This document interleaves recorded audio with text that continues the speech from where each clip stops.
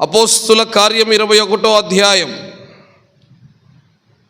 8-9 వచనాలు చదువుకుందాం. మరునాడు మేము బయలుదేరి కైసరయాకు వచ్చి 7గురిలో నొకడును సువార్తికుడగు ఫిలిప్పు ఇంటికి మేము ప్రవేశించి అతని యొద్ద ఉంటిమి. కన్యకలుగా ఉండు 4 కుమార్తెలు అతనికి ఉండిరి. వారు ప్రవచించువారు.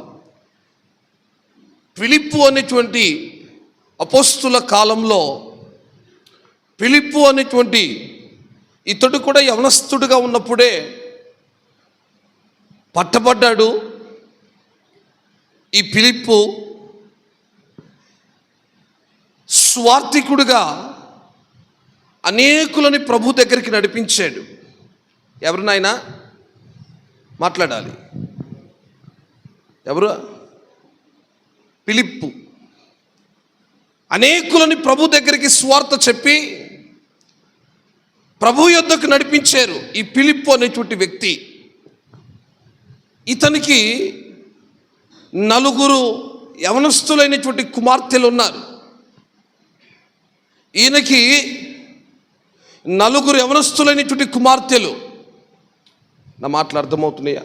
ఎంతమంది ఫిలిప్పుకి? 4. అదేనా రాయబడి ఉంది? 4 కుమార్తెలు అతనికి ఉండిరి. 10వ వచనం, వారు ప్రవచించువారు. ఏమండి, పరిశుద్ధ గ్రంథంలో దేవుడు, పరిశుద్ధాత్మ దేవుడు ఫిలిప్పి కుమార్తెలను ఇక్కడ రాపించాడు.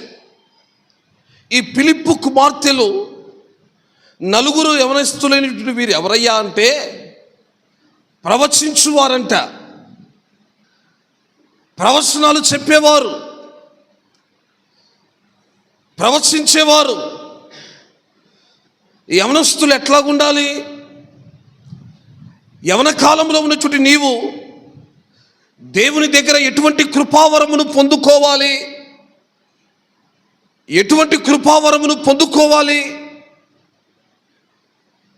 ప్రవచించాలి, పరిశుద్ధాత్మను పొందుకోవాలి.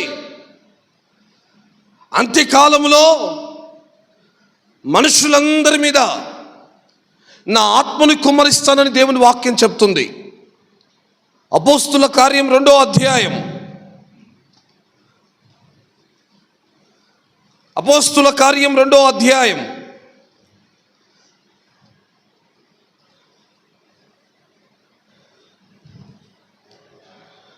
17వ వచనం, అంత్య దినముల యందు మనుషులందరి మీద నా ఆత్మని కుమ్మరించెదను. మీ కుమారులను మీ కుమార్తెలను ఏం చేస్తారంట? ఏ ఆత్మ ఉన్నది వీరికి? ప్రవచించే ఆత్మ. మీకు ఇందాక మొదటిగా మేము ప్రారంభంలో చెప్పాను, ఫిలిప్పు అనేటువంటి ఒక స్వార్థికుడికి దేవుని పరిచర్యను చేస్తున్నటువంటి అపోస్తుల కాలంలో అపోస్తులకి సహకారిగా నిలిచినటువంటి ఫిలిప్పుకి 4 కుమార్తెలని చెప్పాను. బైబిల్లో లేఖనాలు మనం చదువుకున్నాం. ఆ 4 కుమార్తెలు ఎవరయ్యా అంటే చెప్పండమ్మా. బద్ధకస్తులా? మాట్లాడరే. సోమరులా? మాట్లాడండి. ఎవరంటారయ్యా? ఎవరు? ప్రవచించువారు. ఆ కన్యకులు ప్రవచించువారు.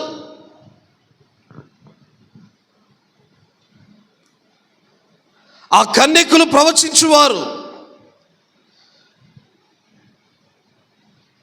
ఇక్కడ దేవుని వాక్యం సెలవిస్తుంది, అంత్య దినముల యందు నా ఆత్మని మనుషులందరి మీద నేను కుమ్మరిస్తాను. మీ యవనులను, మీ కుమారులను, మీ కుమార్తెలను ప్రవచిస్తారు. ఈ అంత్య దినాలలో, దేవుని రాకడ సమీపిస్తున్నటువంటి దినాలలో యవనస్తుడుగా నీ బాధ్యత ఏంటి? యవనస్తురాలుగా నువ్వు బాధ్యత ఏంటి? క్రీస్తు రక్తంలో కడగబడి పరిశుద్ధపరచబడి పరిశుద్ధ జీవితాన్ని కలిగి ప్రభు సన్నిధిలో రక్షణ అనుభవము కలిగి దేవుని మందిరానికి నడిపించబడుతున్న నీ జీవితంలో ఎటువంటి కృపావరాలు పొందుకోకుండా విశ్వాసంలో ముందుకు సాగడము అది ఏం పెద్ద గొప్ప విషయము కాదు. పరిశీలన చేయడం గొప్ప విషయము కాదు. దేవుని కృపావరమును పొందాలి. ప్రవచించే కృపావరం, పరిశుద్ధాత్మ కృపావరం, అన్య భాషలు మాట్లాడే కృపావరం, స్వార్థ చెప్పే కృపావరం, క్రీస్తుని గురించి, సిలువను గురించి, యేసు క్రీస్తు ప్రభు సిలువలో చూపించినటువంటి ప్రేమను గురించి అనేకులకి చెప్పి బానిసత్వపు కట్లలో కట్టబడి ఉన్నటువంటి యవనస్తులని వారి కట్ల నుంచి విడిపించి వారిని కూడాను ప్రభు మందిరానికి నడిపించాలి. అటువంటి కృప కలిగినటువంటి అనుభవాలలోకి పరిశుద్ధాత్మ దేవుడు మిమ్మల్ని నడిపించును గాక. ఆమె చెప్దామా? చేతులు ఎత్తి గట్టిగా చెప్దామా? హల్లెలూయా. ఎట్లాంటి వారంట? ఫిలిప్పు కుమార్తెలు, ఆ నలుగురు కుమార్తెలు ఏం చేసేవాళ్ళు? ప్రవచించేవాళ్ళు. ఒక ఇంట్లో ఇద్దరు ఆడపిల్లలు ఉన్నారంటే ఎంత గొడవవుతుందో. ఇద్దరు అన్న తమ్ముళ్ళున్నా, ఇద్దరు అక్క చెల్లెళ్ళున్నా, అన్న చెల్లి ఉన్నా, సహజం. ముగ్గురున్నా నలుగురున్నా గొడవే. ప్యాంటు దగ్గర గొడవ, చెప్పుల దగ్గర గొడవ, బట్టల దగ్గర గొడవ, క్లిప్పుల దగ్గర గొడవ, బుక్స్ దగ్గర గొడవ, బ్యాగుల దగ్గర గొడవ, వాటర్ బాటిల్ దగ్గర గొడవ, తినే దగ్గర గొడవ, అంత గొడవే.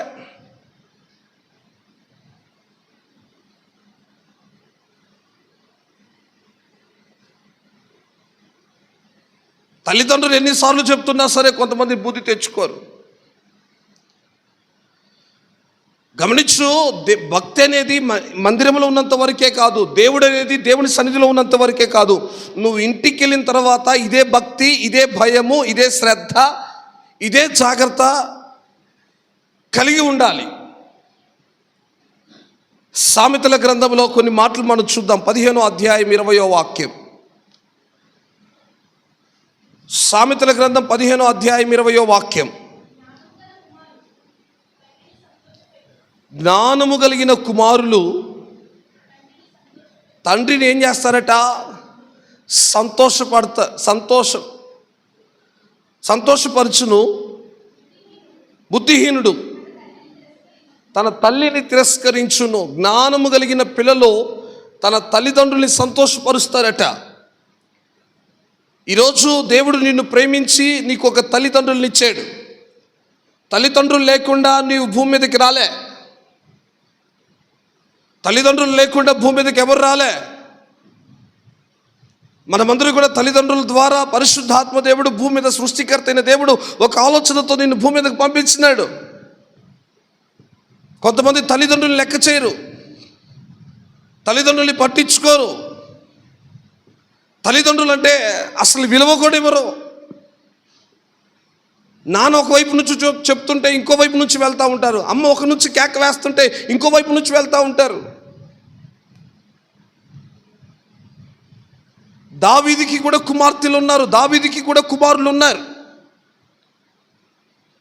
అతని పిల్లల గురించి సాక్ష్యం ఏంటో మనం బైబిల్ చూద్దాం. కీర్తన గ్రంథము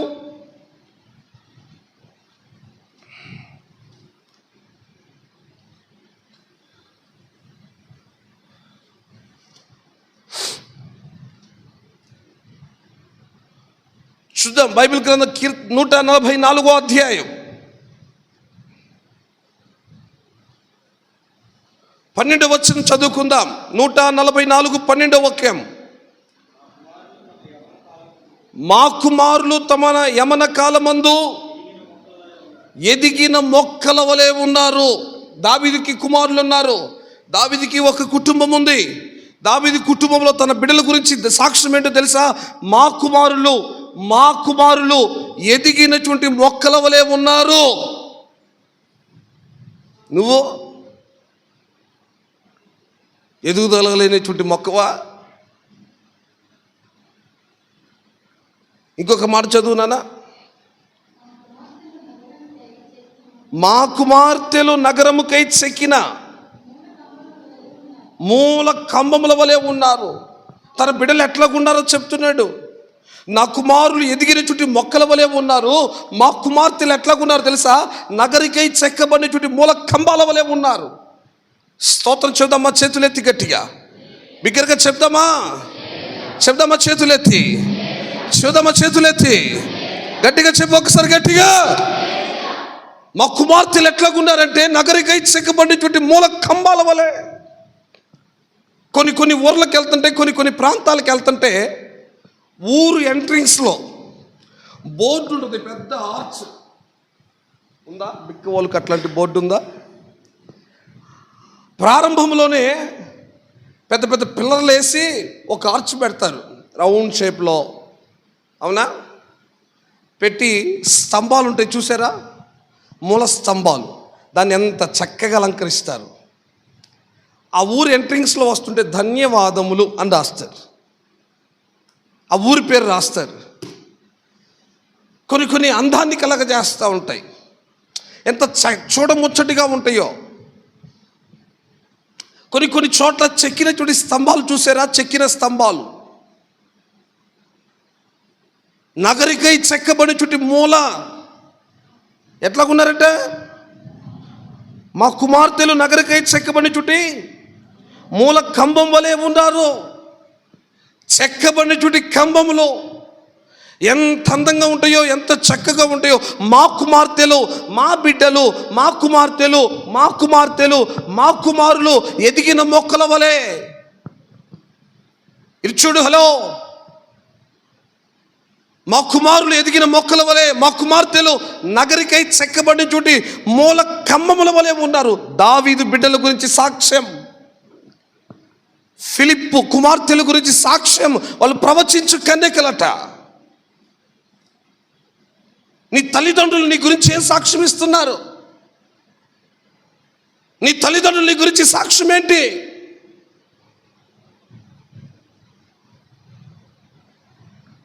నీ తల్లిదండ్రులు నీ గురించి ఏమని సాక్ష్యం ఇవ్వగలుగుతున్నారు?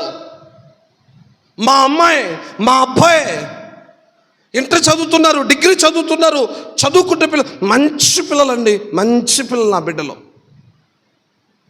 ఈరోజు చాలామంది తల్లిదండ్రులు గుండెలు బాదుకుని ఏడుస్తున్నారండి, తలలు బాదుకుని ఏడుస్తున్నారు, జుట్టు పిక్కొట్టున్నారు. మా దగ్గరకు వచ్చి చాలామంది చెప్తూ బాధపడుతూ ఉంటారు. అబ్బాయి మాట వినట్లేదు అన్నయ్య, పాస్టర్ గారు మా అమ్మాయి మాట వినట్లేదు, మా అమ్మాయి మాట వినట్లేదు, మా అమ్మాయి మాట వినట్లేదు, పిల్లలు మాట వినట్లేదు. తల్లిదండ్రులు మాట వినని వాడికంటే వాక్యంలో రాయబడి ఉంది, కాకులు పిక్కుందంటాయట. మిమ్మల్ని భయపెట్టాలని మాట చెప్పట్లా, ఉన్నది చెబుతున్నా. స్తోత్రం చెప్పండి, గట్టిగా చెప్పరే, చేతులెత్తి చెప్పరే.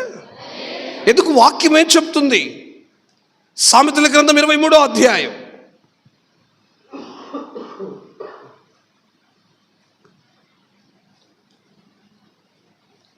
25వ వాక్యం.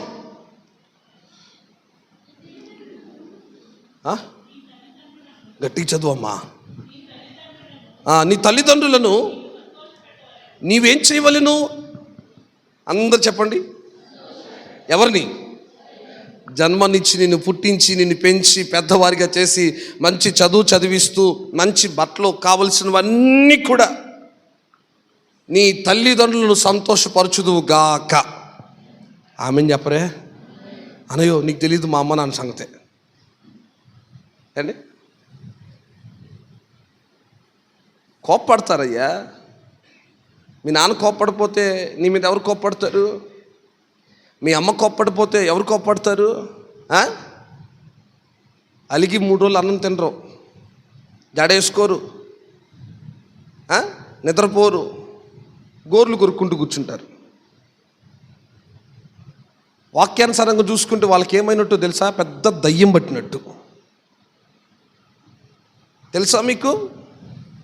కానాను స్త్రీ ఒకతుంది, ఆమెకు ఒక కుమార్తె ఉంది. ఆ అమ్మాయి కూడా ఇట్లే చేసేదంట. కానాను స్త్రీకి ఒక కుమార్తె ఉంది, కానాను స్త్రీకి అన్యురాలైనటువంటి ఒక కానాను స్త్రీ ఉంది. ఆమెకు ఒక కుమార్తె ఉంది, యవనస్తురాలైనటువంటి ఒక కుమార్తె. ఆమెకేం పట్టిందో తెలుసా? దయ్యం పట్టింది. నా మాట అబద్ధమైతే మత్తయి సువార్త 15వ అధ్యాయం చూడండి.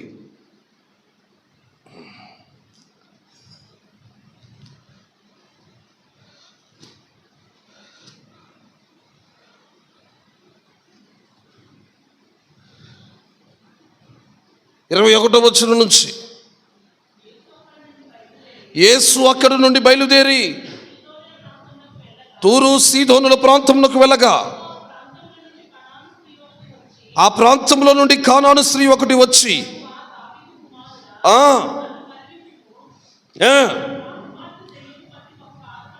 నా కుమార్తెకి ఏం పట్టింది? అమ్మా చెప్పండిరా, గట్టి చెప్పండిరా, ఏం పట్టింది? అదే నీకే ఏం పట్టింది?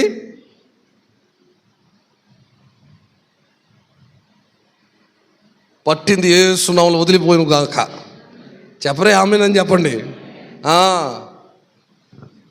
మాట వినరు. కొన్నిసార్లు మీ అమ్మా నాన్న హెచ్చరించకపోతే ఎవరు హెచ్చరిస్తారు నిన్ను? నాన్న హెచ్చరించకపోతే ఎవరు హెచ్చరిస్తారే? ఆ ప్యాంటు బాగలేదురా, అరే ప్యాంటు బాగలేదురా, అంత చండాలం కనిపిస్తుందిరా, బాగలేదురా, చొక్క బాగలేదురా, బాగా కురచగైందిరా అంటే ఈడు ఆ కురచదే టైట్గా ఉండాలి, కండ్లకు కనిపించాలి. మరి ఈడ పెద్ద బాడీ బిల్డర్ ఆయా, చొక్క కురచగా ఉందిరా, మంచి షర్ట్ వేసుకో, ఇంకాస్త మంచిది కొనుక్కో. మన తల్లిదండ్రులు ఏం ఆలోచించినా మన విషయాల్లో మంచివే ఆలోచిస్తారు. అవునా కాదా? అవునన్న వాళ్ళు స్తోత్రం చెప్పండి, కాదన్న వాళ్ళు కూడా స్తోత్రం చెప్పండి.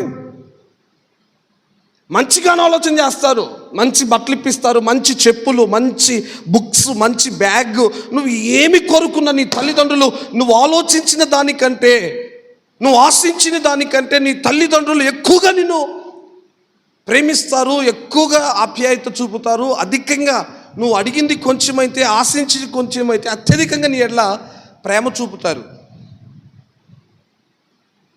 ఏ తల్లిదండ్రులు తన కుమారులు తన బిడ్డలు పాడవాలని కోరుకోరండి. యేసు ప్రభు అదే అంటాడు. యేసు ప్రభు అదే అంటాడు. ఏమంటాడో తెలుసా? మీలో మీ బిడ్డలకి ఎవరైనా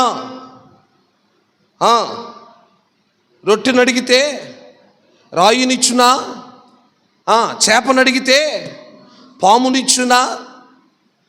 మీరు చెడ్డవారై ఉండి మీ బిడ్డలకి మంచి ఈవులు ఇచ్చును కదా, అదేవిధంగా మీ పరలోకపు తండ్రి. మత్తయి సువార్తలోనే ఉంటుంది ఆ మాట. ఒకసారి గంభీరంగా మనం చదువుకుందాం. మత్తయి శుభవార్త 7వ అధ్యాయం 9వ వచనం చదువుకుందాం. మీలో ఏ మనుష్యుడైనను తన కుమారుడు తన రొట్టెను అడిగిన ఎడల వానికి రాతినిచ్చునా, చేపను అడిగిన ఎడల పామునిచ్చునా? మీరు చెడ్డవారయ్యుండి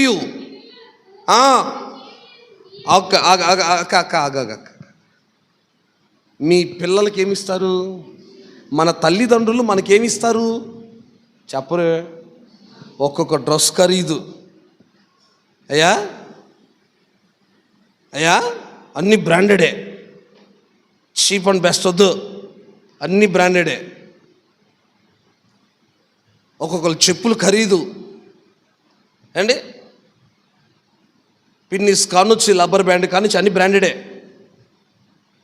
టిప్ టాప్ కానుంచి అన్నీ కూడా బ్రాండెడే, బెల్ట్ కానుంచి వాచ్ కానుంచి బ్రాండెడే. మీ తల్లిదండ్రులు మీకేమి చెడ్డ ఇవులు ఇస్తున్నారా? మాట్లాడురా. మీ నాన్న ఇప్పుడు వద్దన్నాడా? నీకు మంచిగా కొనిస్తాడు. మీ అమ్మ మీకు మంచిగా చూపిస్తుంది. అట్లాంటి తల్లిదండ్రులు నువ్వు సంతోషపరచాలి. అది నీ భుజాల మీద ఉంది. Praise the Lord. ఆ తల్లిదండ్రుల యొక్క ఆశయాలు నెరవేర్చాలి, ఆ తల్లిదండ్రుల కోరికలను నెరవేర్చాలి. తల్లిదండ్రులకు విభిన్నంగా, వ్యతిరేకంగా, వారి ఉపదేశానికి, వారి మాటలకి వ్యతిరేకంగా నువ్వు మాట్లాడకూడదు. ఇదాక మనం లేఖనంలో చదువుకున్నాము, సామెతల గ్రంథం 23:25లో నీ తల్లిదండ్రులు నువ్వు ఏం చేయమని చెప్తున్నాడు? సంతోషపరచుము. నీ తల్లిదండ్రులను సంతోషపరచాలి. దేవుడు నిన్ను ప్రేమించి నీకు ఇచ్చిన తల్లిదండ్రుల్ని సంతోషపరచాలి, ఆనందపరచాలి. ఒకవేళ కోప్పడ్డారనో, తిట్టారనో, అసహించుకున్నారనో కొన్ని సందర్భాల్లో ప్రేమించేవాడు కోప్పడతాడురా. ప్రేమించేవాళ్ళు కోప్పడతారు. దేవుని వాక్యం సెలవిస్తుంది, ప్రేమిస్తున్నాడు కనుక ఆయన మనల్ని గద్దించి శిక్షిస్తున్నాడట. మన తల్లిదండ్రులు మనం అంటే ప్రేమ కాబట్టే కొన్నిసార్లు మనల్ని గద్దిస్తారు, కొన్నిసార్లు మనల్ని శిక్షిస్తారు కూడా. ఇవన్నీ గద్దింపు, శిక్ష వస్తుందంటే మనం గద్దింపునే చూస్తున్నాం, శిక్షనే చూస్తున్నాం. తల్లిదండ్రుల ప్రేమ అర్థం కావట్లేదు ఈరోజు చాలా మంది యవనస్తులకి. తల్లిదండ్రుల ప్రేమ అర్థం కావట్లా. ఇదే ప్రేమ అర్థం కావట్లేదు. 25 సంవత్సరాలు 30 సంవత్సరాలు భుజాల మీద వేసుకొని పెంచి ఏది తక్కువ చేయకుండా, అడిగినవన్నీ కూడా ఆశించినవన్నీ కూడా, కోరుకున్నవన్నీ కూడా ఏది తక్కువ చేయకుండా నీ తల్లిదండ్రులు నీకు ఎక్కడ కూడా తక్కువ చేయలేదు. తక్కువ చేసే అన్నవాళ్ళు మీరు చేతులు ఎత్తండి. నాకు తక్కువ చేశారు మా అమ్మ నాన్న వాళ్ళ తక్కువ జరిగింది నాకు అన్నవాళ్ళు ఉన్నారా? ఈరోజు నువ్వు వేసుకుంటున్నటువంటి బట్టలు కానుంచి, తినే తిండి కానుంచి, వేసుకునే చెప్పులు కానుంచి వాళ్ళ కష్టార్జితమే. వాళ్ళు ఒకవేళ మనకిచ్చిన భిక్షమే. బైబిల్ చెప్తుంది ఆ తల్లిదండ్రులని సంతోషపరచమని చెప్తుంది. సంతోషపరచాలి. నీ జీవితాన్ని చూసి వాళ్ళు సంతోషించాలి. నీ ప్రవర్తనను చూసి వారు సంతోషించాలి. నీ ఆత్మీయ జీవితాన్ని చూసి వారు సంతోషించాలి. నీ మనస్తత్వాన్ని బట్టి వారు సంతోషించాలి. దావీదు లాంటి సాక్ష్యము నీ గురించి నీ తల్లిదండ్రులు చెప్పాలి. ఫిలిప్పు కుమార్తెల గురించి సాక్ష్యము నీ గురించి నీ తల్లిదండ్రులు చెప్పాలి. నా బిడ్డలు ఉన్నారే, నాకు మంచి పేరు తీసుకొస్తారు. వారి ద్వారా ఎక్కడ కూడా ఒక మచ్చ, ఒక నింద, ఒక అవమానము రాదు. అటువంటి ధైర్యాన్ని కలిగేటువంటి మన తల్లిదండ్రులకు అటువంటి ధైర్యంగా ఉండేటువంటిగా మనం ఆ విధంగా నడుచుకోవాలి. చూద్దాం బైబిల్లో ఇంకా కొద్ది విషయాలు మనం ధ్యానించుకుందాం. ఎఫెసీయులకు రాసిన పత్రిక 6వ అధ్యాయం 1వ వచనం చదువుదాం. అపోస్తలుడైన పౌలు ఎఫెసీయులకు రాసిన పత్రిక. అమ్మా, పిల్లలారా ప్రభువునందు మీ తల్లిదండ్రులకి విధేయులై ఉండుడి. చదువుమా. మీకు మేలు కలుగునట్లు మీ తల్లిని మీ తండ్రిని ఏం చేయాలంట? అందరు చెప్పరేంటి? సన్మానించుము. ఇప్పుడు కాదు, నువ్వు ముసలోడైన తర్వాత కూడా మీ అమ్మ నాన్న బతుకుంటే అప్పుడు వరకు కూడా నువ్వు సన్మానించాలి, అప్పుడు వరకు కూడా ప్రేమించాలి. మన భారతదేశంలో ఉన్నటువంటి అనాథ ఆశ్రమాలకి ఏ దేశంలో కొళ్ళేవట? వృద్ధాశ్రమాలు ఎక్కువైపోతున్నాయి, అనాథాశ్రమాలు ఎక్కువైపోతున్నాయి. కారణం 30 సంవత్సరాలుగా పెంచి వాళ్ళ భుజాల మీద వేసుకొని బాధ్యతగా రూపుదిద్దితే నిన్ను తల్లిదండ్రులు మర్చిపోతున్నావు.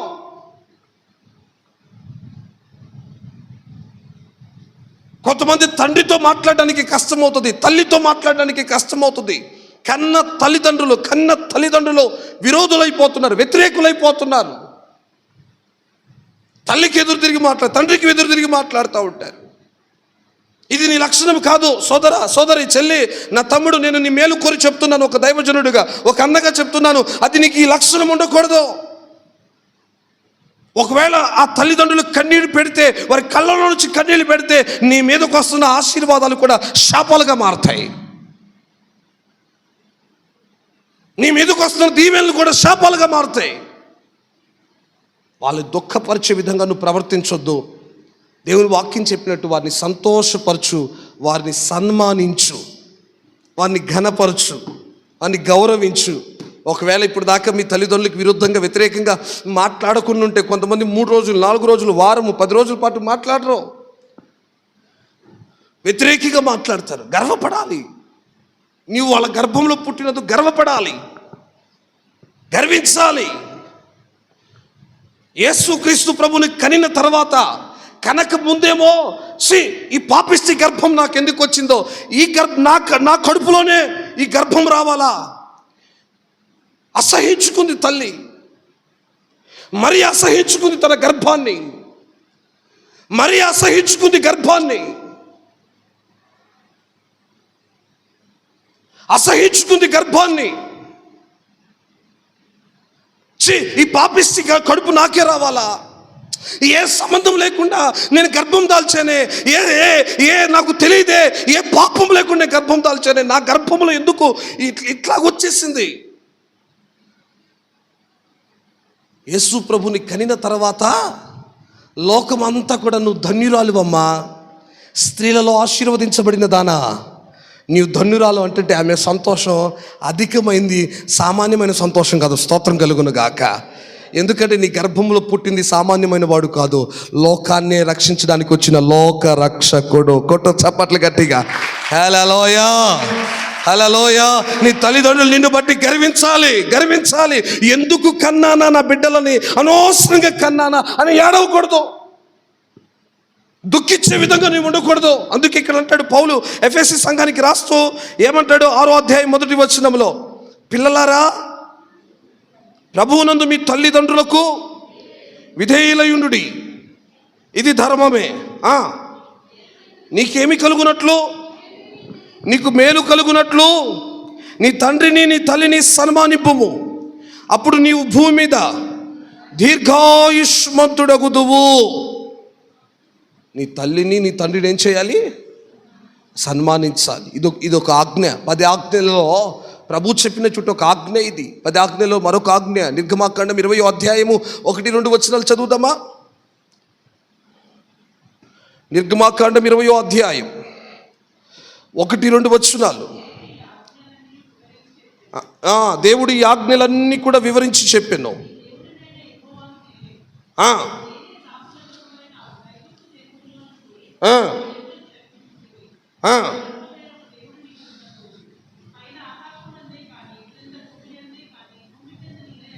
పన్నెండు వచనం తల్లి క్షమించండి. నీ దేవుడైన యెహోవా నీకు అనుగ్రహించు దేశంలో నీవు ఏమగునట్లు, అందరి మాట చెప్పండి, దీర్ఘాయుష్మంతుడగునట్లు. నిండు 100 ఏళ్ళు నువ్వు బ్రతకాలంటే, నిండు 100 ఏళ్ళు పిల్లలతో, కుటుంబంతో, భార్యతో, భర్తతో, కుటుంబం నిండు 100 ఏళ్ళు నువ్వు సంతోషంగా వర్ధిల్లాలంటే, ఆశీర్వదించబడాలంటే ఏం చేయాలి తెలుసా? నీ దేవుడే చుట్టూ యెహోవా నీకు ఇచ్చుచున్న నీ దేశంలో నీ తల్లిని నీ తండ్రిని ఏం చేయాలి నానా? సన్మానించాలి. నీకున్న బాధను ఎప్పుడన్నా తండ్రి దగ్గర కూర్చొని పంచుకో. ఫ్రెండ్స్తో చెప్పుకుంటావు, ఇరుగు పొరుగు వారితో చెప్పుకుంటావు, పక్కింటి వాళ్ళతో చెప్పుకుంటావు, నీ ఫ్రెండ్ వాళ్ళ నాన్నతో చెప్పుకుంటావు. అంకుల్ మీరైతే అదిగో వాడికి చక్కగా అన్ని కొని ఇస్తారు. అంకుల్ మా డాడీ ఉన్నాడు, మా అమ్మ ఉంది. అంత కష్టం కాకూడదు నీకు. నువ్వు గర్భంలో ఉన్నప్పుడు నీ తల్లిదండ్రులు నిన్ను కష్టంగా ఎంచితే తలరాతలు మార్చగలిగిన దేవుడు ఉన్నాడు. ఒకవేళ నీ కుటుంబము, నీ తల్లిదండ్రులు పేదవాళ్ళు కావచ్చు, లేని స్థితిలో ఉండొచ్చు. నీవు అర్థం చేసుకోవాలి. నీవే అర్థం చేసుకోకపోతే ఎట్లా? చిచి ఈ దరిద్రపు కొంపలో ఉండలేకపోతున్నా, చిచి ఇట్లా ఉందండి ఈ కొంప, ఒక టీవీ లేదు, ఒక ఫ్రిడ్జ్ లేదు, ఒక ఏసీ లేదు, ఒక కూలర్ లేదు, నా బ్రతికేంటో. నువ్వే అర్థం చేసుకోకపోతే ఎట్లా? యబ్బేజు విన్నారా పేరు? దాని అర్థం ఏంటి అమ్మా? వేదన. యబ్బేజ్ అంటే ఏంటి? అందరూ చెప్పండి. వేదన. ఆ తల్లి కనేటప్పుడట వేదనతో కన్నంట. ఆ అబ్బాయిని కనేటప్పుడు, ఆ కుమారుని యబ్బేజుని కనేటప్పుడు చాలా కష్టంతో కనింది. ఈడు కడుపులో అనవసరంగా పుట్టాడు, కడుపులో చస్తే బాగుండు, ఈ వేదన పడలేకపోతున్నా, ఈ బాధ పడలేకపోతున్నా. తల్లి గర్భంలో ఉన్నప్పుడే ఇంత వేదనగా ఉంటే, తల్లి గర్భంలో ఉన్నప్పుడే ఇంత కష్టంగా ఉంటే, రేపు వీడు పుట్టి బయటకు వచ్చి పెద్దవాడై పెరిగితే ఈడెంత నన్ను వేధిస్తాడో, ఎన్ని కష్టాలు పెడతాడో, ఎన్ని బాధలు పెడతాడో అని ఆ తల్లి రోధిస్తుంది, ఆ తల్లి దుఃఖపడుతుంది. అద్భుతమైన విషయం తెలుసా? యబ్బేజు గురించి ఒక చోట చక్కగా రాయబడి ఉంది. అతడు గర్భంలో నుంచి కన్న తర్వాత ఉన్నతంగా దేవుడు అతన్ని ఆశీర్వదించాడట. ఎంతగా ఆశీర్వదించాడంటే ఉన్నత స్థలముల మీద అతన్ని ఎక్కించాడు, ఉన్నతంగా ప్రభువు ఉంచాడట. చప్పట్లు కొట్టి దేవుడికి స్తోత్రం చెల్లిద్దాం. గుర్తుపెట్టుకో, నీ ద్వారా నీ తల్లిదండ్రులు ఒకవేళ పేదరికంలో ఉండొచ్చు, వేదనలో ఉండొచ్చు, దుఃఖంలో ఉండొచ్చు, స్థితిలో ఉండొచ్చు. అయినా అది పెద్ద పేదరికం కాదు. నీ ద్వారా దేవుడు సంపన్న స్థితి కలగ చేస్తాడు. నీ ద్వారా సమృద్ధి ఆశీర్వాదాన్ని ఇస్తాడు. నీ ద్వారా సంతోషాన్ని ప్రభు, అధికమైనటువంటి ఆనందాన్ని ప్రభు మీ కుటుంబాల్లో కలగ చేస్తాడు. నీవు అనుకోవద్దు ఏ రోజు కూడా తలరాతలు మార్చే దేవుణ్ణి నువ్వు కలిగి ఉన్నావు. నీ దేవుడు సామాన్యమైన దేవుడు కాదు. ఈ విషయాన్ని మరొకసారి గుర్తు తీసుకొస్తున్నా. దావీదు తన బిడ్డల గురించి సాక్ష్యం ఏం చెప్పాడో మనం విన్నాం. ఫిలిప్పు కుమార్తెలో తన పిల్లల గురించి ఏ సాక్ష్యం చెప్పాడో మనం విన్నాం. ఇంకొక మాట చదువుదాం. ద్వితీయోపదేశ కాండం 5వ అధ్యాయం 16వ వాక్యం.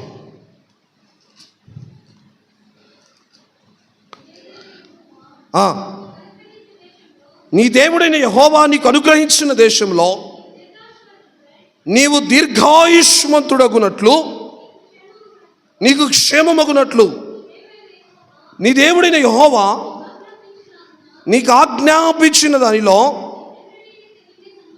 నీ తల్లిని నీ తండ్రిని ఏం చేయాలి? అందరు చెప్పండి ఒకసారి స్తోత్రం చెప్పండి. గట్టిగా చెప్పండి, గట్టిగా చెప్పాలి. హల్లెలూయా. ఏమండి, నీ తల్లిని నీ తండ్రిని సన్మానించాలి. నీ వల్ల ఎక్కడ కూడా ఎప్పుడు కానీ దుఃఖము కలగకూడదు, బాధ కలగకూడదు, వ్యతిరేకంగా మాట్లాడకూడదు, విరుద్ధంగా మాట్లాడకూడదు. ఇశ్రాయేల్ ప్రజల కాలంలో దేవుడు బయలుపరిచిన ఒక విషయం చెప్తాను, వినండి. ఇది చెప్పి నేను నెక్స్ట్ టాపిక్లోకి వెళ్తాను. ద్వితీయోపదేశ కాండం చూద్దాం. అందరూ బైబిల్ తెరిచి 21వ అధ్యాయం 18వ వచనం నుంచి చదువు. ద్వితీయోపదేశ కాండం 21వ అధ్యాయం.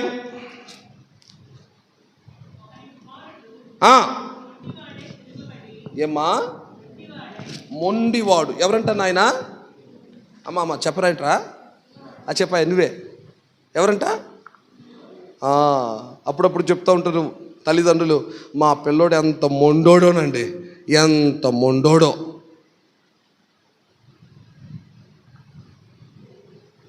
ఎంత మొండిదోనండి. ఈ మొండి దయ్యం వెళ్ళిపోవును కాక నిన్ను విడిచిపెట్టి. ఆమె నన్ను చెప్పవే, నువ్వు చెప్పపోవడం కూడా మొండి దయ్యం ఉంది నీళ్ళు ఇప్పుడు. ఆమె నన్ను చెప్పయ్యా, నువ్వు చెప్పు, గట్టికి స్తోత్రం చెప్పు. హల్లెలూయా, హల్లెలూయా. ఏం ఆత్మ ఇది? ఏ దయ్యం నానా? అమ్మా చూడు, వాక్యం చెబుతుంటే ఎవరు మౌనంగా కూర్చున్నారు మొండోళ్ళలాగా. నేను చెప్పను, నువ్వే చెప్పుకో. నేను చెప్పమంట పెట్టి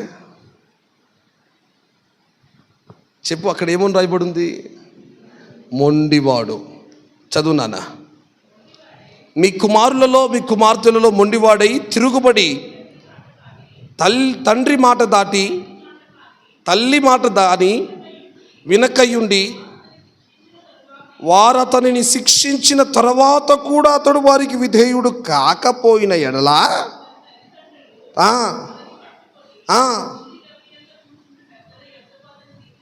ఏం చేయాలంట? మొండివాడైపోయి తిరుగుబాటు చేస్తుంటే, మాట వినకపోతుంటే, తల్లిదండ్రులకి తల్లి మాట వినక తండ్రి మాట వినక లెక్క చేయక ఉంటే ఆ పిల్లోడిని ఎక్కడికి తీసుకెళ్ళాలంట? ఊరి గవని యొద్దకు తీసుకెళ్ళి ఊరి మధ్యలో పెద్దల్ని పిలిచి పెద్దలందరినీ కూర్చోబెట్టి వీడి సంగతి చెప్పాలంట. అయ్యా పెద్దలారా, ఈ అమ్మాయి మా అమ్మాయి, అయ్యా ఈ అబ్బాయి మా అబ్బాయి, వీళ్ళిద్దరు మాట్లాడినట్లేదయ్యా, తిరగబాటు చేస్తున్నారయ్యా, చదువుకోమంటే చదువుకోవట్లేదు, సరే పని నేర్చుకోమంటే పని నేర్చుకోవట్లేదు, వీళ్ళ కోసం డబ్బు ఖర్చు పెట్టాము, ఎంతో ఖర్చు పెట్టాము, తిరగబడుతున్నారయ్యా, తల్లిదండ్రులకు వ్యతిరేకంగా మారుతున్నారయ్యా, విరుద్ధంగా ప్రవర్తిస్తున్నారు అని అక్కడ ఉన్న చోటి పెద్దలతో చెప్తే అప్పుడు ఊరి పెద్దలందరూ ఏం చేయాలంట? కూర్చోబెట్టి పెద్దలు ఎందుకు అతను తీసుకురావలేను, మా కుమారుడైనను వీడు మొండివాడై తిరుగుబడి ఉన్నారు, మా మాటకు వినక తిండిపోతును త్రాగుబోతును ఆయనని ఊరి పెద్దలతో చెప్పవలెను. అప్పుడు ఊరి ప్రజలందరూ అతని అది చదవండి అన్న, చూడండి చూడండి, చేయబెట్టి చూడు బాబు, చూడు. ఏం చేయాలి నానా? నిన్నే ఏం చేయాలి? రాళ్లతో. యేసు నామములు ఈ క్రమం వచ్చును గాక. స్తోత్రం చెప్పు, చేతులెత్తి గుర్తుపెట్టుకో. రాళ్లతో ఊరంతా తీసుకొని ఏం కొట్టాలంటారు అతని? అది ఈసారి ఎన్నిసార్లు నువ్వు మాట వినలేదో, ఎన్నిసార్లు తల్లిదండ్రులకి లోబడలేదో, వ్యతిరేకిగా బ్రతికావో, విరుద్ధంగా జీవించావో, రాళ్ళు తీసుకొని అతన్ని చావగొట్టవలెను. అట్లు ఆ చెడుతనమును నీ మధ్య నుండి సంహరించుదువు. అప్పుడు ఇశ్రాయేలు అందరు విని భయపడుదురు. చేతులెత్తి అందరూ స్తోత్రం చెప్పండి, గట్టిగా చెప్పండి. తల్లిదండ్రులు మాట వినకపోతే, లోబడకపోతే చెప్పు, మీరు ఇంటికి వెళ్ళేటప్పుడు ఒక గోతం రాళ్ళు తీసుకొని పెట్టండి ఇంట్లో. అమ్మా ఇదిగో, నానా ఇదిగో, వాక్యం ఇదిగో ఇట్లా చూపిస్తుంది. ద్వితీయోపదేశ కాండం 21వ అధ్యాయం 18 నుంచి ఎన్ని వచనాలు? 21 వచనాలు. రాళ్ళు తీసుకొని చావగొట్టవలెనట.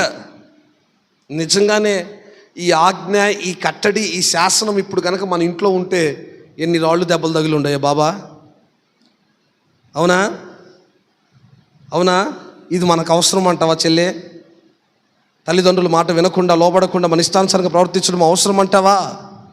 చెప్పకుండా నువ్వు ఆడపిల్లవి ఇంట్లో నుంచి బయట గేటు దాటకూడదు. ఇంట్లో చెప్పకుండా, పర్మిషన్ లేకుండా పక్కింట్లో అడుగు పెట్టకూడదు. పదే పదే నీ పొరుగు వారి ఇంటికి పోవద్దని వాక్యం చెప్తుంది.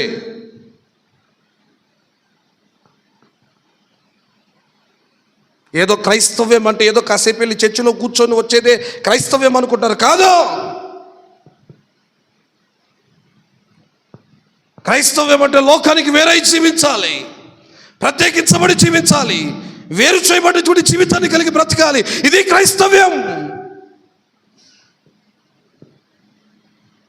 చాలా కష్టతరంగా ఉంటుంది, కానీ దీన్ని అవలంబించి జీవితంలో తీసుకొని రోషంగా గనక తీసుకుంటే జీవితం చాలా సుఖవంతంగాను, ఆశీర్వాదకరంగాను, ప్రయోజనకరంగా మారుతుంది. Praise the Lord. హల్లెలూయా, హల్లెలూయా. ఇక్కడ యెఫ్తా అనేటువంటి బైబిల్లో ఒక వ్యక్తి ఉన్నాడు. అతని గురించి మీరు చాలాసార్లు మీకు తెలుసు, విని ఉంటారు. అతనికి ఒకటే ఒక కుమార్తె. ఇతడు ఇశ్రాయేలీయుల పక్షమున యుద్ధం చేయడానికి, అమోనీయుల మీదకి యుద్ధం చేయడానికి, దేవుని పక్షమున ఇశ్రాయేలీయుల పక్షమున యుద్ధం చేయడానికి వెళ్ళేటప్పుడు ఒక ప్రార్థన చేసుకున్నాడు యెఫ్తా. చూద్దాం, న్యాయాధిపతుల పుస్తకము 11వ అధ్యాయం, త్వరగా 11వ అధ్యాయం 30వ వచనం. అప్పుడు యెఫ్తా యెహోవాకి మొక్కుకొనెను. ఎట్లాగనగా, నీవు నా చేతికి అమోనీయులను నిశ్చయముగా అప్పగించిన ఎడల నేను అమోనీయుల యుద్ధ నుండి క్షేమముగా తిరిగి వచ్చినప్పుడు నా ఇంటి ద్వారము వద్ద నుండి బయలుదేరి వచ్చినదేదో అది యెహోవాకు ప్రతిష్ఠితమగును. చాలు, దహన బలిగా దానిని అర్పించదని నేను. చూడండి, యెఫ్తా దేవునికి ఒక మొక్కుబడి చేసుకున్నాడట.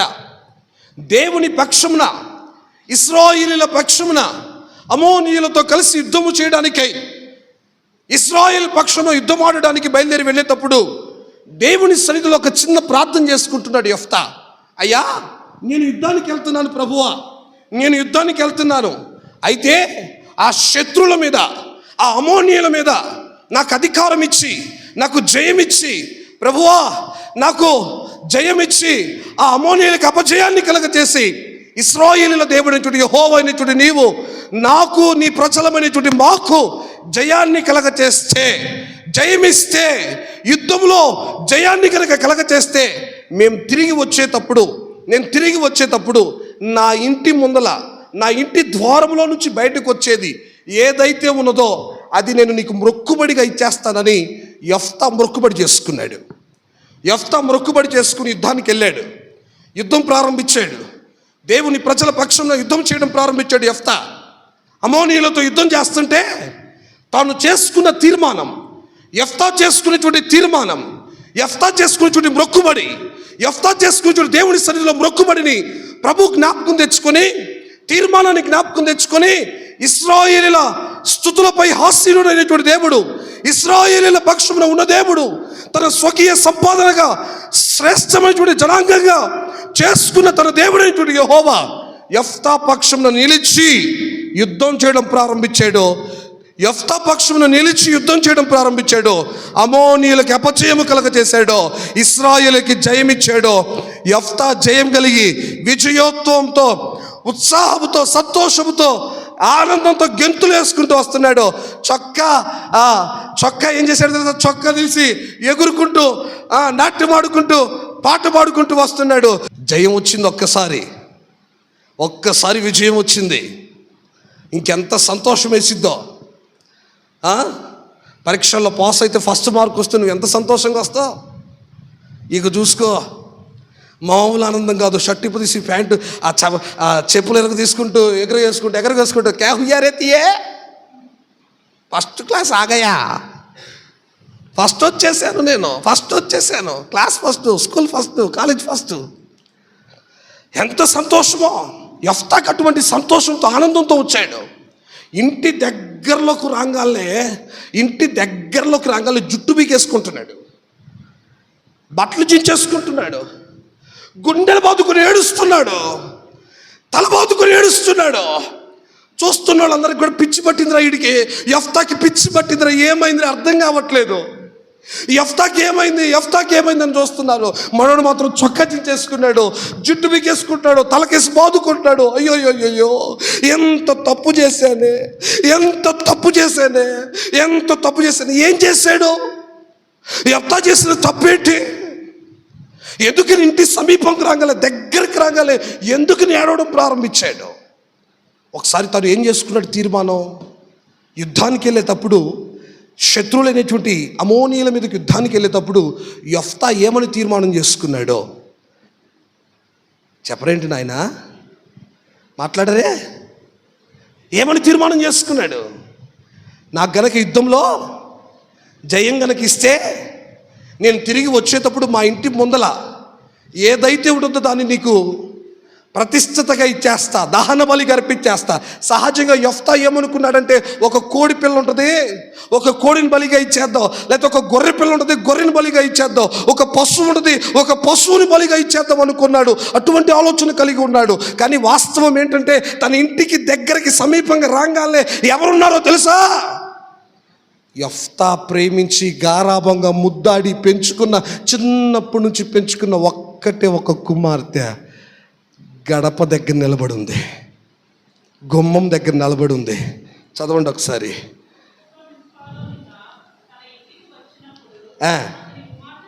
34 వచనం.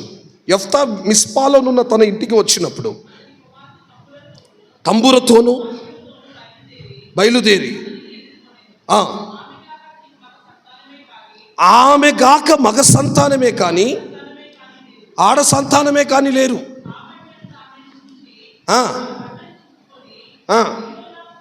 అయ్యో నా కుమారి, నీవు నన్ను బహుగా కృంగదీసితివి. నీవు నన్ను తల్లడింప వారిలో ఒకతవై ఉన్నావు. నేను యెహోవాకి మాట ఇచ్చి ఉన్నాను కనుక వెనక తీయలేదు అనగా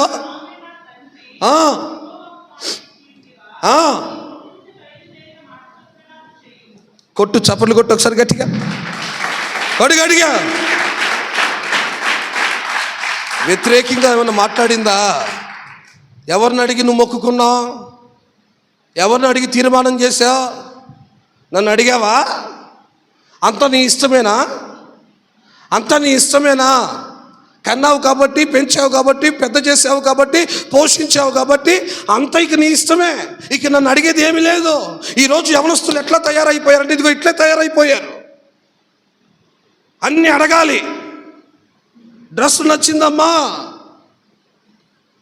వాచ్ నచ్చిందా, బ్యాగ్ నచ్చిందా, స్కూల్ నచ్చిందా, కాలేజీ నచ్చిందా, అన్నీ అన్నీ అన్నీ అన్నీ అన్నీ అడగాలి. తల్లిదండ్రుల అభిప్రాయాలు ఏమీ లేవు, తల్లిదండ్రుల కోరికలు ఏమీ లేవు, తల్లిదండ్రుల ఆలోచనలు ఏమీ లేవు. ఒక్క మాట చెప్పగలవా? ఏ రోజైనా మీ నాన్న నిన్ను అడిగినప్పుడు నాదేముంది నాన్న, నాకేం తెలుసు, అంత నీకు తెలుసు కదా, నువ్వే.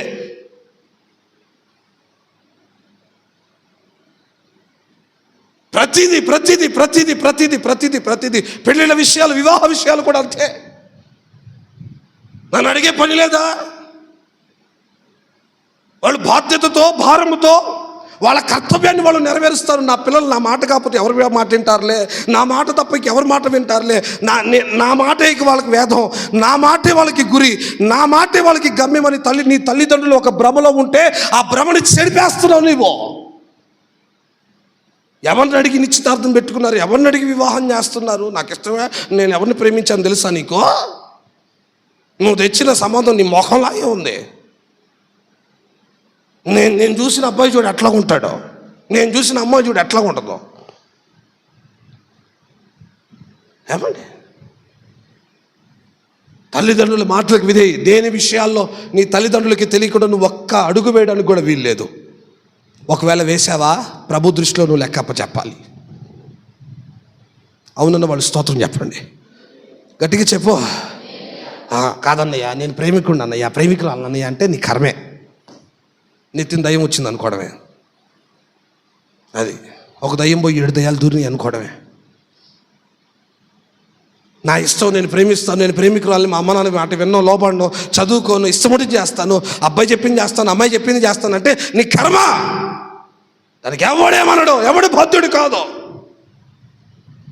యెఫ్తా ఇంటికి వచ్చి చేయి పట్టుకొని ఏడుస్తుంటే కుమార్తె చెప్పిన సాక్ష్యం చూడు. యెహోవాకి మాట ఇచ్చావా నాన్న? అయితే కానిమ్ము, కానిమ్ము. అయితే దేవునికి మాట ఇచ్చేసావా? నన్ను ప్రతిష్ఠించేస్తావని మాట ఇచ్చేసావా? తల్లిదండ్రులు మన విషయాల్లో ఎన్నో ఆలోచనలు కలిగి ఉంటారు. ముందుగా నుంచి మీకు చెప్పుకుంటూ వస్తున్నా. పరిశుద్ధాత్మ దేవుడు ఎందుకు ఈ విధంగా తల్లిదండ్రుల విషయాల్లో ఇక ఒకవేళ వ్యతిరేకులై ఉంటే ఈ కూటమి అయిపోయిన తర్వాత మీరు ఇంటికి వెళ్ళిపోయి మీ తల్లిదండ్రులతో మీరు సమాధానం పడుదురుగాక. ఆమెను చెప్ప, మీ నోట్లో పంచదార పోయా, చెప్పు గట్టిగా, గట్టిగా సమాధానపడు. తండ్రితో సమాధానపడు, తల్లితో సమాధానపడు, అక్కతో సమాధానపడు, చెల్లితో సమాధానపడు. కుటుంబీకులు యాంటీ అయితే, కుటుంబీలకు వ్యతిరేకులైతే, తల్లిదండ్రుల వెతికెళ్తే అటువంటి ఇక దరిద్ర బ్రతికి ఉండదు, ఇంకా మరో జీవితం ఉండదు. ఏం చేశారని నీ తల్లిదండ్రులు నీకు వ్యతిరేకులు? ఆలోచించు, ఒకసారి ప్రశ్నించుకో. కూడికి అయిపోయిన తర్వాత 10 నిమిషాలు మందిరంలో కూర్చొని కళ్ళు మూసుకొని నీ తల్లిదండ్రులు ఏం చేశారో నీకు, నువ్వు మీ తల్లిదండ్రులకి ఏం చేసావో ఒక పక్క అటు ఇటు భేదాలు రాసుకొని కూర్చో.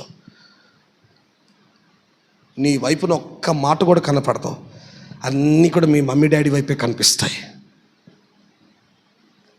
ఎదురు తిరగల యెఫ్తా కుమార్తె, యెహోవాకి మాట ఇచ్చావా? చదవండి ఆ మాట, ముగిచ్చేస్తున్నాను నా మాటలు. న్యాయాధిపతుల పుస్తకం 11వ అధ్యాయం 35వ వచనం. కాబట్టి ఆమెను చూచి తన బట్టలు చించుకొని, అయ్యో నా కుమారి, నీవు నన్ను బహుగా కృంగజేసితివి, నీవు నన్ను తల్లడింప చేయి వారిలో ఒకతవై ఉన్నావు. నేను యెహోవాకు మాట ఇచ్చి ఉన్నాను గనుక వెను తీయలేదనగా, ఆమె నా తండ్రి యెహోవాకు మాట ఇచ్చి ఉంటివా, నీ నోటి నుండి బయలుదేరిన మాట చొప్పునే నాకు చేయము. యెహోవా నీ శత్రులైన అమోనీయుల మీద పగ తీర్చుకొని ఉన్నారని అతనితో అనెను. మరియు ఆమె నా కొరకు చేయవలసినదేమనగా, 2 నెలల వరకు నన్ను విడువము. నేను నా చనికెత్తెలు పోయి, నా చెలికత్తెలు పోయి కొండ మీద ఉండి నా కన్యత్వమును గురించి ప్రాలాపించిందని తండ్రితో చెప్పగా, అతడు పొమ్మని చెప్పి 2 నెలల వరకు ఆమెను పోనిచ్చిన గనక ఆమె చెలికత్తెలతో కూడా పోయి కొండ మీద తన కన్యత్వమును గురించి ప్రాలాపించెను. ఎంత అద్భుతమైనటువంటి మాట. ఆ 2 నెలలు అంతమున ఆమె తన తండ్రి యొద్దకు తిరిగి రాగా అతడు తాను మొక్కుకొనిన మొక్కుబడి చొప్పున ఆమెకు చేసెను. ఆమె పురుషునిని ఎరుగనే లేదు. ప్రతి సంవత్సరము నా ఇశ్రాయేలీలు కుమార్తెలు 4 దినములు గిలాదు దేశస్థుడైన యెఫ్తా కుమార్తెను ప్రసిద్ధి చేయుట కద్దు. మొక్కుబడి చేసుకున్నాడు. మొక్కుబడి నెరవేర్చిందా లేదా? వ్యతిరేకంగా మారిందా? హన్నా మొక్కుబడి చేసుకుంది తన కుమారుడు విషయంలో. అవేమి? సమూయేలు విషయంలో. ఎప్పుడు?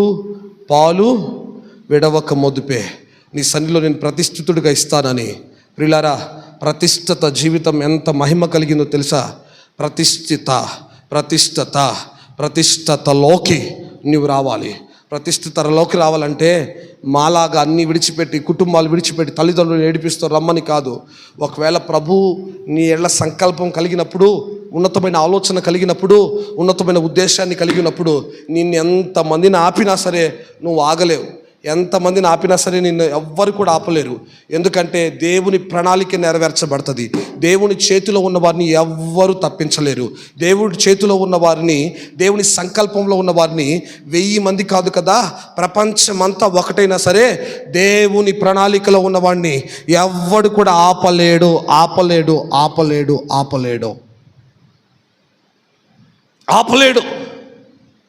దేవుని సన్నిధిలో మనం ఒక ప్రతిష్ఠతలోకి వద్దాం. ప్రతిష్ఠత అనుభవంలోకి వద్దాం. ప్రతిష్ఠత అంటే ఏంటి చెప్పండి? ప్రతిష్ఠత, ఈ మైకు దేవునికి ప్రతిష్ఠించాం. వేరే కళాపాలకు వాడతామా? మాట్లాడరే, ఎక్కడ వాడతాం? ఇది దేవునికి. ఇది దేవునికి ప్రతిష్ఠించాం. దేవుని కోసమే ప్రతిదీ కూడా. ఇక్కడ ఉన్న ప్రతిదీ దేవుని కోసమే. నీవు కూడా దేవుని కొరకు ప్రతిష్ఠిత చేయబడి, నాజీరు చేయబడేటువంటి అటువంటి ఆ సమర్పణలో గనక రాగలిగితే, ఎటువంటి దేనిలో నుంచి, లోకంలో నుంచి ప్రతిష్ఠితుడవ్వాలి. లోకంలో ఉన్న పాపంలో నుంచి ప్రతిష్ఠితుడవ్వాలి. యవన కాలం చాలా ప్రాముఖ్యమైనది, శ్రేష్టమైనది. చాలా జాగ్రత్త ప్రియులరా. తొందరపడొద్దు. ప్లీజ్. మరొక్కసారి చెప్తున్నాను, ఆఖరిగా నా మాటలు ఇట్లా పెట్టి చెప్తే ఏమంటారు? అమ్మా కాస్త చిన్నగా చెప్పండి అమ్మా. ఇట్లా పెట్టి చెప్తే ఏమంటారు తమ్ముడా? అమ్మా చెప్పు. ఇట్లా పెట్టి చెప్తే ఏమంటారు? దండం పెట్టి చెబుతున్నా మీకు, జాగ్రత్త. అయ్యా దండం పెట్టి చెబుతున్నా, జాగ్రత్త. తొందరపడొద్దు. సమయం ఉంది. దేవుడు నీవు నిశ్చయించుకునే, నువ్వు ఆశించిన దానికంటే మంచి భార్యను దేవుడు నీకు ఇస్తాడు. మంచి భర్తను నీకు ఇస్తాడు. తొందరపడొద్దు. అప్పుడు దాకా జీవితాన్ని పాడు చేసుకోవద్దు. ఎంతోమంది జీవితాలు పాడైపోతున్నాయి. వెంటంటే పిచ్చెక్కిపోతూ ఉంటుంది ఒక్కోసారి. అయ్యో ఏంట ఇంత ఘోరమా, ఇంత బాధనా? 13 సంవత్సరాలకే పెళ్ళిళ్ళు, 14 సంవత్సరాలకే ఎటో వెళ్ళిపోవడాలు, ఇట్లా భయంకరమైన సాక్ష్యాలు వద్దు. తల్లిదండ్రుల కోరిక నెరవేర్చు. మంచిగా చదువుకో. ఉత్తమురాలుగా ఫిలిప్పు కుమార్తెలకు ఉన్నటువంటి సాక్ష్యం, దావీదు కుమార్తెకు ఉన్నటువంటి సాక్ష్యం, యెఫ్తా కుమార్తె లాంటి సాక్ష్యం నీవు సంపాదించుకుందువు గాక. అటువంటి కృప కలిగిన అనుభవాలలోకి పరిశుద్ధాత్మ దేవుడు మిమ్మల్ని నడిపించును గాక, మిమ్మల్ని ఆశీర్వదించును గాక.